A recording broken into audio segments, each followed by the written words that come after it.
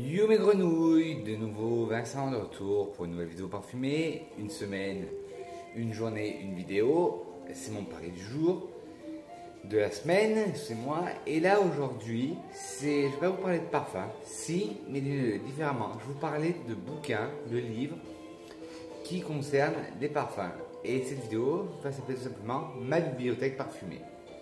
Alors on commence par le premier, ce qui est Parfum d'amour de chez Stasili. Et à chaque fois, je vais vous lire le quatrième de couverture. Alors, qu'est-ce qu'ils disent?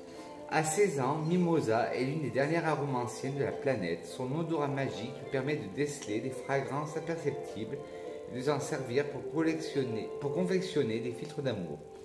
Car sa vocation, assortir les âmes, sœurs qui s'ignorent, pourtant elle-même ne peut en aucun tomber amoureuse, sous peine de perdre à jamais son don. Mais l'amour n'est pas plus fort que la puissance des magies. Et si l'amour se trouvait juste sous votre nez? Ce livre, c'est mon homme qui me l'a offert pour mon anniversaire.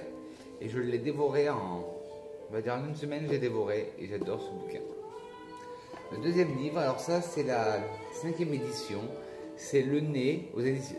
Non, c'est pas Le Nez, c'est Le Parfum aux éditions Que sais-je. C'est la 5e édition. 5e édition qui a été faite, c'est l'édition 2017. L'édition Que sais-je, et celui-là, il est à 9 euros.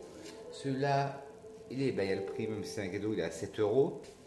Alors, le quatrième de couverture du Que sais-je sur le parfum, qui a été écrit par le nez Jean-Claude Delenas. J'ai un autre livre de Jean-Claude Delenas que je vais présenter tout à l'heure. Alors, le parfum répond aux modes. Les parfums répondent aux modes, sont le reflet d'une époque, la transcendent parfois et sont aussi affaires de chimie, de marketing, de processus de fabrication et de commercialisation. Ils doivent respecter des normes de sécurité de plus en plus précises. Ils représentent un marché international de plusieurs milliards d'euros et sont surtout affaires de création. À partir d'une palette de matières odorantes, Jean-Claude Delenas raconte comment fonctionne l'odorat et comment se compose un parfum. Il nous livre sa manière unique de créer une fragrance, de jouer avec ses souvenirs olfactifs pour rendre le parfum séducteur. Le parfum aux éditions Que sais-je, et c'est la 5e édition 2017. Et si vous voulez la référence, Que sais-je, c'est Presse Université Française, PUF, et c'est le numéro 1888. Ensuite, un livre de Johan Servi, Jeanne Doré, Alexis Toublanc, les 111 parfums qu'il faut sentir avant de mourir. Alors, le quatrième de couverture, loin d'être une liste simple cet ouvrage référence propose une véritable histoire des parfums à travers 130 ans de création.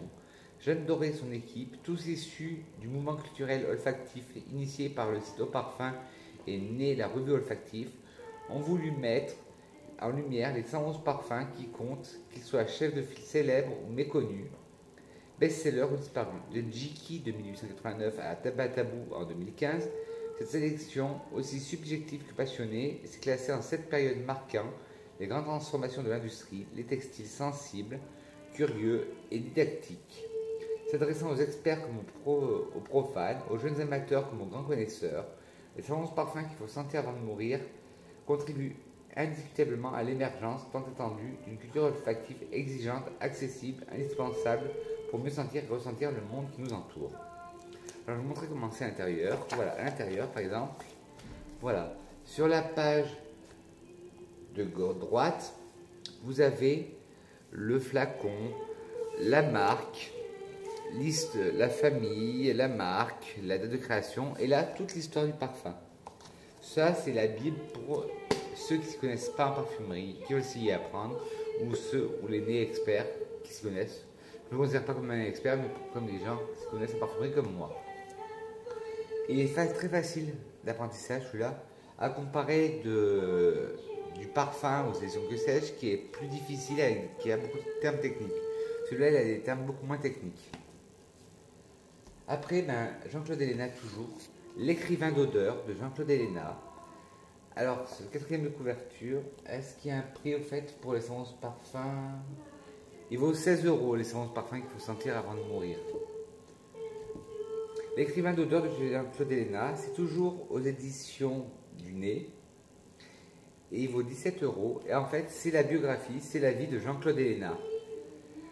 Il ne s'agissait pas de faire un parfum blockbuster en assemblant les points communs de que le marché produisait, il s'agissait de faire différemment, d'être unique, sans pour autant choquer, qui ait une facilité de paresseux. En quête de liberté, d'exigence et de mesure, Jean-Claude Héléna n'a jamais cessé de formuler et reformuler cette question centrale qui signifie être parfumeur. Alors que le marché explose et que la concurrence s'accroît, composer un parfum devient en quelques décennies un acte banal de production, soumettant le producteur à abandonner progressivement sa créativité. Que ce soit au sein de sa composition ou chez Hermès, Jean-Claude Héléna a consacré sa vie à ouvrir des voies, remettre en question les certitudes et tenter de trouver des réponses à des interrogations. Est-il compositeur de parfums, écrivain d'odeurs, peintre olfactif, créateur d'émotions? Les lumières qu'il nous offre sur sa carrière se réfléchissent sur les multifacettes méconnues d'une profession devenue souvent pionnière et prisonnière du marketing. Ce témoignage inédit est un voyage inédit, une rencontre, autant que la définition simple et sensible de ce que pourrait être un grand artiste, et sur la vie de Jean-Claude Héléna.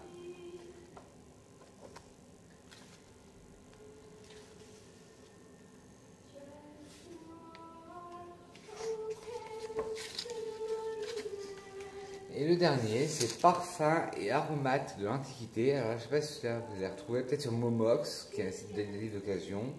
Parce qu'il était encore en francs, il est à 120 francs, alors c'est à peu près 20 euros. C'est Parfums et aromates de l'Antiquité de chez Paul Fort. Le quatrième de couverture. De tous les temps, les êtres humains ont eu besoin de toniques et d'extase, et ils ont apprécié les mets savoureux. On sait que les Égyptiens embaumaient leurs morts et qu'ils parfumaient leurs belles, et que la salle de bain de Darius était garnie de flacons précieux et que Alexandre le Grand sentait divinement bon. Mais les anciens sont-ils restés silencieux sur l'art des parfums et sur l'art culinaire, monde secret et sacré? S'il en est, les fumées des encens, les essences des plantes aromatiques et le fumet des viandes sacrifiés ont d'abord été réservés aux dieux, et ce n'est que par de complexes cheminements sociaux que les odeurs et les saveurs ont été peu à peu désacralisées.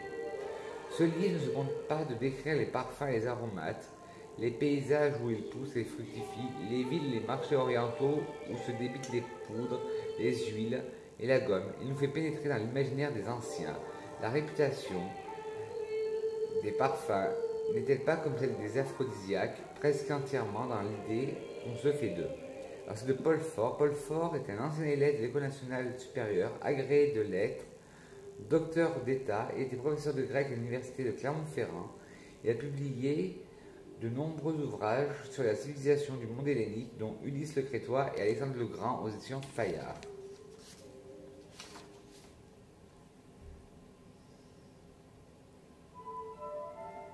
Alors un petit cantique pour finir, parce que cette semaine, cette vidéo est terminée.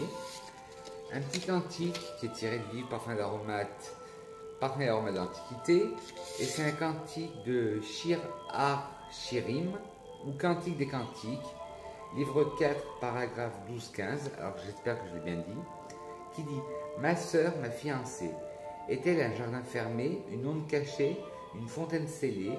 Tes pousses forment un paradis de grenades avec les fruits les plus exquis, avec du henné et des nards, oui, du nard et du safran, de l'accord et du ciname, avec toutes sortes d'arbres à encens, de la myrrhe, de l'aloès, des plus suaves, des baumiers, souvent des jardins, fontaines d'eau vive, ruisselant du mont Liban.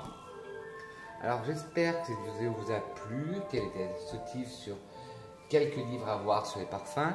J'espère que le fond sonore vous a pas gêné. C'était le dernier album de Björk, Utopia, qui pour moi était très nature, qui semblait approprié à cette vidéo.